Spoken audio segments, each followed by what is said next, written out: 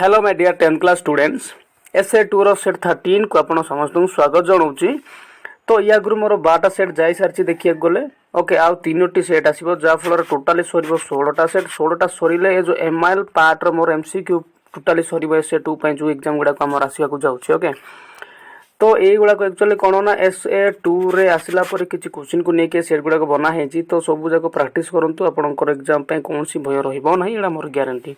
Okay तो चलते जा देखी आउर कथा जो मान चाहूँगी कि अष्टम नवम दशम ऑल सब्जेक्ट वीडियो पाइबापी से मो चैनल जोड़ी रही चैनल को सब्सक्राइब कर नोटिफिकेशन को ऑन करूँ कहीं क्लास गुड़ा कत शीघ्र आरंभ होगा जाऊँगी। ओके आरंभ करिया क्वेश्चन डाक देखो से कौन कि केबे स्तूपीकृत मेघ घनश्याम गिरिराजर मस्तकरू धीरे धीरे अगणित शालतर उपरकू आनत हो आसे से कौन कौन ना धीरे धीरे माने केते बेले मेघ गुड़ाक कौन कर पहाड़ आड़ को पलि आसब केतबेले ना ए ज्येष्ठ मासर शेष बेलू जो आम आषाढ़ आरंभ हम के ना ज्येष्ठ मास पर आरंभ हो कि नहीं जन्मभूमि पाठर निदाघर निराट झंझीरे कहा साहाଯ୍ୟରେ धरणीर बक्ष चिरी ग्रामवासी मैंने नुआ मेघ को चाह रही कौटी ना ये हूँ आमर नंगल मूल चाष करने। ओके महाभारतर कर्णधार बोली क्या कहा ना श्रीकृष्ण को कहीं श्रीकृष्ण को आंगुली मुनरे ही सब इंगित चलते ना कि किए मरब के किए को साइड अटाक कर सब श्रीकृष्ण इंगित चली। ओके तो से महाभारतर कर्णधार बोली कहुए। राधानाथ राय असंपूर्ण महाकाव्य महाजात्रा केउ छंदरे लिखित यहाँ अमित्राक्षर छंदरे लिखित एटा मन रखु। ओके नेक्स्ट कालिंदी चरण पाणिग्राही गल्प और उपन्यासर प्राणसत्ता कौन एटा से जो कल गला गल्प और उपन्यास जो लिखुले कालिंदी चरण पाणिग्राही एक्चुअली क्या नहीं से लेखा लिखुले है कि नहीं कौन यहाँ मानववादी भावधारा एवं गांधीवादी को लेकिन से प्राय जी गल्प उपन्यास लिखुले सब गुड़ाक यहाँ देखा जाऊला। ओके 6 नंबर किए सत्यवादी चेतनार अनुप्राणित नुहति तार अर्थ ये 4टा ऑप्शन भितर किए अनुप्राणित नथिले किए ना अनंत पट्टनायक। ओके सरला 7 नंबर जा केउ सारस्वत साधक उड़िया साहित्यर इतिहास रचना करी नाहांती किए ना बसंत कुमार शतपथी। किए विवेकानंद को चिकागो रे अनुष्ठित धर्म महासभा जोग देवाक प्रवर्ताइले किए ना तांकर बहु उत्साही शिष्य। विवेकानंद केउठारे बसी ध्यानस्थ हेले कन्याकुमारी ठारे ना कि भारत वर्षर शेष प्रस्तर खंडरे। ओके एटा नेक्स्ट केउठारे आद्यशक्ति कन्या बेसरे महादेव प्रतीक्षारे थांती कौटी ना कन्याकुमारी रे।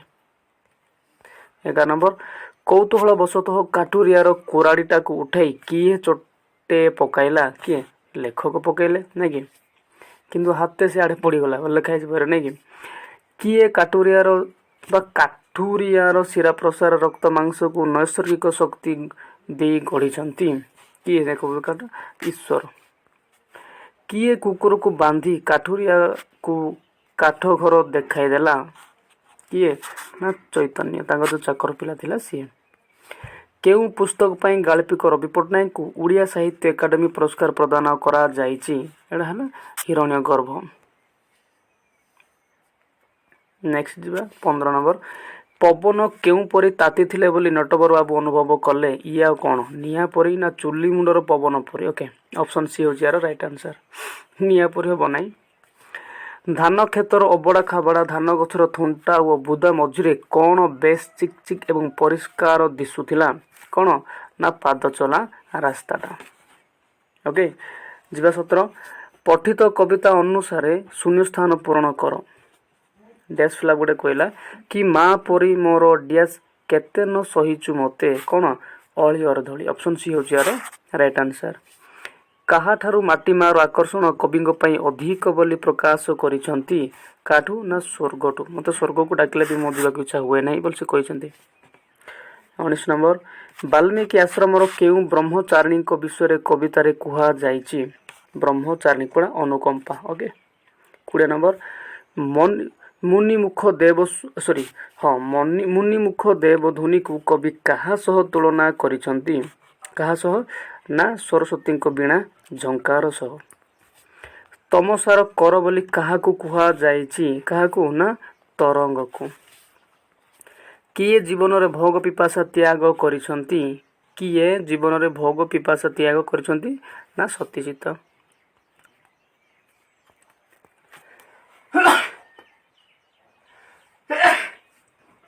Okay 23 number.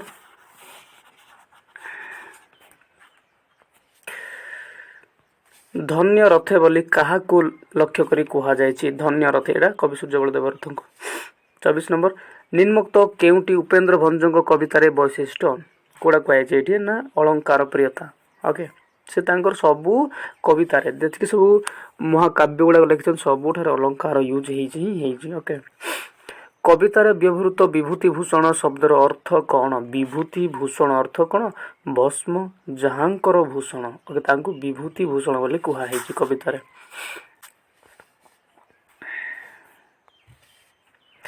ଏକାଙ୍କିକାରେ କେଉଁ ବିଷୟ ମୁଖ୍ୟତଃ ନାଟ୍ୟାତ? କୋଉଠି ଆମର ଯୋଉ କୋଣାର୍କ ଅଛି ସେଠି କୋଣାର୍କ ଗୋଟେ ହିଁ ଅଛି, ଆଉ ସବୁ କଟି ଯାଇଛି ଏ ବର୍ଷ ପାଇଁ। ସେ କ'ଣ କହିବା କଥା ଏଠି ନା ଏଇଟା କେଉଁ ବିଷୟ ମୁଖ୍ୟତଃ ନାଟ୍ୟ। ଓକେ ଏଇଟା ଧର୍ମର ଆତ୍ମୋତ୍ସର୍ଗ। ଆଉ ଏଇଟା ତ ନାହିଁ, ଆଉ ଏଇଟା ତ ଲେଖା ବି ଯାଇନି ଏ ଟାଇଟେଲଟା। ଓକେ ଅପସନ୍ ବି ହେଉଛି ରାଇଟ୍ ଆନ୍ସର। 27 ନମ୍ବର। ମଳଦ୍ୱାରେ କେଉଁଠି କ'ଣ ଦୋଷ ରହିଯାଇଛି ବୋଲି ଭାର ସମାନ ରହୁନି, ଏହା କାହାର ଉକ୍ତି? ଏଇଟା ପରା ଧର୍ମା କହିଲେ। ନେକ୍ସଟ ନିହାଣ ମୁନରେ ଓଡ଼ିଆ କାରିଗର ଯେମିତି ପଥର ଦିହରେ ଜୀବନ ଦେଇଛି, ଏହା କାହାର ସଂକଳାପରେ ସ୍ଥାନିତ? ଏଇଟା ମଧ୍ୟ ସେମ୍ ଧର୍ମାଙ୍କର ଡାଇଲଗଟା। ଯିବା 29। ଏ ନଗଣ୍ୟ ପ୍ରଜା ଉପରେ ଅତୁଷ୍ଟ ବିଶ୍ୱାସ ରଖି ମଣିମା ତା ଜୀବନକୁ ଧନ୍ୟ କରିଛନ୍ତି। ଏଇଟା ହେଲା ତାଙ୍କର ଶିବେଇଙ୍କ ଡାଇଲଗଟା। ଓକେ ଅପସନ୍ ବି ହେଉଛି ଏହାର ରାଇଟ୍ ଆନ୍ସର। ନେକ୍ସଟ ଯାହାର ମୁଣ୍ଡ ନାହିଁ ତା ପିଣ୍ଡରେ ଜୀବନ କୁଆଡ଼େ ଆସିବ? ଯେତେବେଳେ ଏଇଟା ନାହିଁ ୟା ପରେ ଆସିଥାନ୍ତା ନାଇଁ କି? ଓକେ ଏଇଟା ଜୀବନ କୁଆଡ଼େ ଆସିବ କିଏ କହିଛନ୍ତି? କୁଆଡ଼େ ଗଲା Bishu Maharana. Okay option A ହେଉଛି ଏହାର ରାଇଟ୍ ଆନ୍ସର। ସତ୍ୟ ପଥେ ଧର୍ମ ପଥେ ଘେନି ଯାଅ ମତେ ଏଇ ପଦଟି କେଉଁ ଛନ୍ଦରେ ରଚିତ? ଏଇଟା ହେଉଛି ଆମର ଶଙ୍କରାଭରଣ ଛନ୍ଦରେ ରଚିତ। ଖସି ପଡ଼ୁଛି କି ଆକାଶରୁ କିଏ ଗଙ୍ଗା ଯମୁନା। 32 ନମ୍ବର ଦେଖନ୍ତୁ ସେ କ'ଣ କହୁଛି?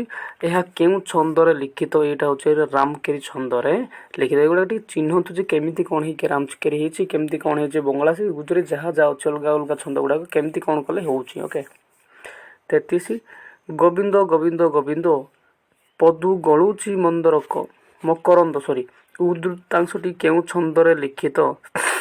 ଏଇଟା କେଉଁ ଛନ୍ଦରେ ଲିଖିତ? ଏଇଟା ଗୁଜରୀ 4 ଏଇଟା 9 ଏଇଟା 9 ନାଇଁ କି? ଏଇଟା ଗୁଜରୀରେ ଲେଖା ହେଇଛି। ଓକେ ନେକ୍ସଟ ପ୍ରତ୍ୟେକ ପାଦରେ ଅକ୍ଷର ସଂଖ୍ୟା 20 ଥିବା ଛନ୍ଦଟି କିଏ? 20ଟା ଥିବା ଛନ୍ଦ କ'ଣ ନା ତାକୁ ବଙ୍ଗଳାଶ୍ରୀ କହନ୍ତି। ଭକ୍ତ କବି ମଧୁସୂଦନ ରାଓ ଜନ୍ମଭୂମି କବିତାଟି କେଉଁ ଛନ୍ଦରେ ଲିଖିତ? ଭକ୍ତ କବି ମଧୁସୂଦନ ରାଓଙ୍କର ଜନ୍ମଭୂମିଟା କେଉଁ ଛନ୍ଦରେ ଲିଖିତ? ସେଇଟା ଆମେ କ'ଣ ନା ଚକ୍ଷିରେ ମାନେ ଇଏ ଲେଖିଛନ୍ତି ନାଇଁ କି?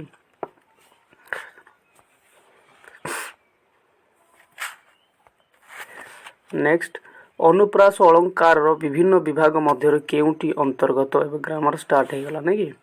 କ'ଣ ସେ କହିଲା ନା ଅନୁପ୍ରାସ ଅଳଙ୍କାର ବିଭିନ୍ନ ବିଭାଗ ମଧ୍ୟରେ କେଉଁଟି ଅନ୍ତର୍ଗତ? ଏସବୁ ଅଛି ତ ଏଗୁଡ଼ାକ ସବୁ ଯିବ।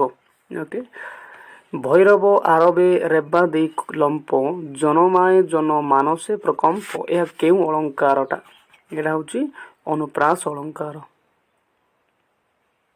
ଓକେ 38 ଦରିଦ୍ରତା ପଙ୍କପୂର୍ଣ୍ଣ ମୋ ଜୀବନ ସ୍ୱର ଜଞ୍ଜାଳ ଜଳଦ ଜଳେ ଅବିଳ ଉଦର।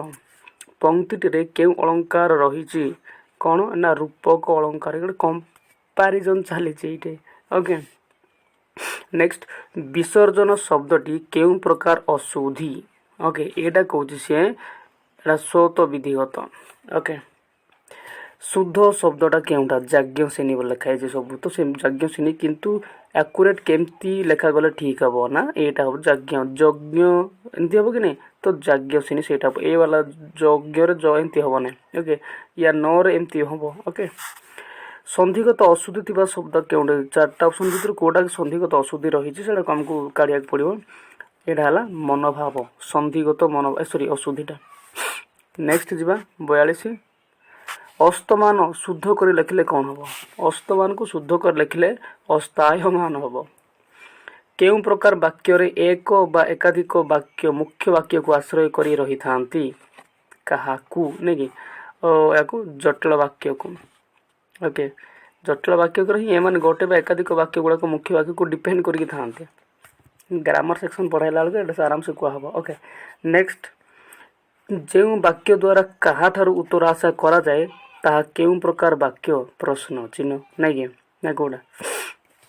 ନେକ୍ସଟ, ନିମ୍ନୋକ୍ତ ମଧ୍ୟରୁ କେଉଁଠି ସଂଯୋଜକ ଅବୟବ ନୁହେଁ? ଦୁଇଟା ବାକ୍ୟକୁ ଖଣ୍ଡ ବାକ୍ୟକୁ ଯିଏ ଯୋଡ଼େ ତାକୁ ଆମେ ସଂଯୋଜକ ଅବୟବ ବୋଲି କହୁଛେ, ଆଉ କି ନାଇଁ? ତ ଏ ଭିତରୁ କେଉଁଟା ହେବ ନା କିନ୍ତୁ, ଆଉ କି ନାଇଁ? ଏଇଟା ହେଉଛି ଆମର ସଂଯୋଜକ ଅବୟବ ନୁହେଁ। ନେକ୍ସଟ, ସତ ବିଧି ଉଲ୍ଲଂଘନ ମାନେ କ'ଣ ନିୟମକୁ ଉଲ୍ଲଂଘନ କରୁଥିବା ଶବ୍ଦ କେଉଁଟା? ଏଇଟା ଚାରିଟା ଅପସନ୍ ଭିତରେ କେଉଁଟା ଉଲ୍ଲଂଘନ କରୁଛି ନା ବିସ୍ତାର। ଓକେ, ଅପସନ୍ ସି ହେଉଛି 46ର ରାଇଟ୍ ଆନ୍ସର୍ ଏଇଟା। ନେକ୍ସଟ, ହେଲେ ଦେଖ ସେ କହୁଛି ଏଇଟା ର ବୋଲି ପଢ଼ାଯିବ ନା, ଏମିତି ର ହେବ ନାହିଁ କି କିଛି ହେବନି, ଏଇଟା ର ହାଫ୍ଟା ଇଏ। ଓକେ, ତ ସେ କହୁଛି ଅନ୍ ରବ୍ନ, ତ ଏହାର ଶବ୍ଦ ରୂପ କ'ଣ ହେବ? ର ପ୍ଲସ୍ ରା ବନ ରାବଣ ହେବ ନାଇଁ କି? ଅପସନ୍ ବି ହେଉଛି ଏହାର ରାଇଟ୍ ଆନ୍ସର୍। ପଦାନୟୀ ଅବୟବ ବାକ୍ୟରେ କେଉଁଠାରେ ୟୁଜ୍ ହୁଏ? ପଦାନୟୀ ଅବୟବ କେଉଁଠି ୟୁଜ୍ ହେବ ସେ କହୁଛି? ପଦାନୟୀ ଅବୟବ ପଦକୁ ବୁଝୁଥିବା ଅବୟବ, ଏଇଟା ସମ୍ବନ୍ଧିତ ପଦ ପରେ। ଓକେ, ଯିବା 49, ଗୀତ ଗାଉଥିବା ବ୍ୟକ୍ତିର ସ୍ୱର ଆକର୍ଷଣ କରିପାରୁଥିବା ଉଚିତ। ଓକେ, ଗୀତ ଗାଉଥିବା ବ୍ୟକ୍ତିର ସ୍ୱର ଆକର୍ଷଣ କରିପାରୁଥିବା ଉଚିତ।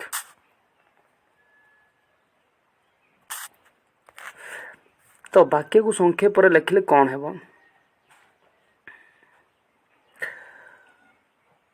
ଆକର୍ଷଣ କରିପାରୁଥିବା ଉଚିତ ବୋଲେ ଆକର୍ଷକ ହେବା ଉଚିତ। ଓକେ, ଏଇଟା ଗାୟକର ସ୍ୱର ଆକର୍ଷକ ହେବା ଉଚିତ। ଅପସନ୍ ସି ହେଉଛି ୟାର ରାଇଟ୍ ଆନ୍ସର୍। କଷ୍ଟ ହେଇଯାଉଛି। ଓକେ, ବାଘ ଓଲଟି ପଡ଼ି ବାଣୁଆକୁ ଆକ୍ରମଣ କଲା ବାକ୍ୟକୁ ସଂକ୍ଷେପରେ ଲେଖିଲେ କ'ଣ ହେବ? ବାଘ ଉଲ୍ଟି ପଡ଼ି ବୋଲେ ପ୍ରତି ଆକ୍ରମଣ କଲା। ଅପସନ୍ ଏ ହେଉଛି ୟାର ରାଇଟ୍ ଆନ୍ସର୍। ଆଇ ହୋପ୍ ଭିଡ଼ିଓଟି ବୁଝା ପଡ଼ିଲା। ଦେନ୍ 14, 15, 16 ତିନିଟା ସେଟ୍ ଅଛି ୟାଟା ସରିଲା ପରେ ଆମର ଏମ୍ଆଇଏଲ୍ର ଟୋଟାଲ୍ ସେଟ୍ ସରିଗଲା। ଓକେ, ସରିଲା ପରେ ଏକ୍ଜାମ୍ ପାଇଁ କ'ଣ ଭୟ ରହିବ?